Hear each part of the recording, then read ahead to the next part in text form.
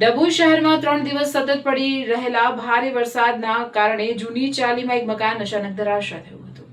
મકાનમાં 3 લોકો રહેતા હતા. તે દરમિયાન અચાનક મકાનનો ભાગ તૂટી પડતા જ અન્ય સભ્યો તુરંત બહાર દોડી આવ્યા હતા. મોટી દુર્ઘટના ટળી, જેમાં 25 વર્ષીય હિતેશભાઈ બારિયા નામના યુવકને પગના ભાગે ગંભીર ઇજાઓ પહોંચી હતી, જ્યારે અન્ય 2 લોકોનો આબાદ બચાવ થયો હતો.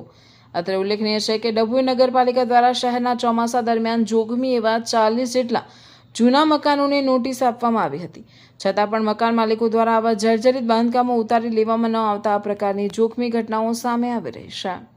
અમારી જૂની ઇમારત તો છે જ, પણ કોઈક સંજોગ એવો નતો કે જેથી કરીને આ દિવાલ પડી જાય.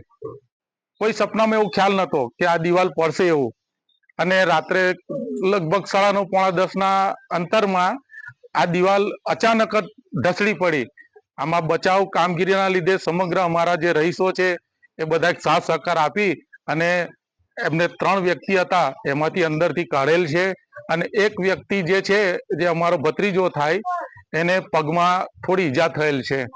તો સરકારશ્રીને અમારી એટલી જ નમ્ર અપીલ કે અમને રાહતની કોઈ કામ એક આપે તો અમે ફરી પાછા આ રીતનું બાંધકામ કરી શકીએ અને રહીશો અમારી રીતે શાંતિપૂર્વક રહી શકીએ.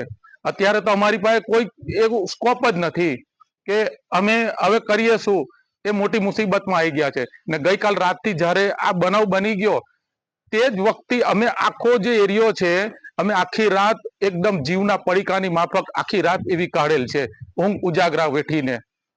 અત્યારે લોકોને વાગ્યું એક ભાઈને જ વાગેલ છે. એમાં 3 વ્યક્તિ અંદર સુતા હતા અને એક બેન હતા, એક નાની છોકરી હતી અને એક જિજ્ઞેશભાઈ કરીને હતા. એમને પગની અંદર વાગેલ છે.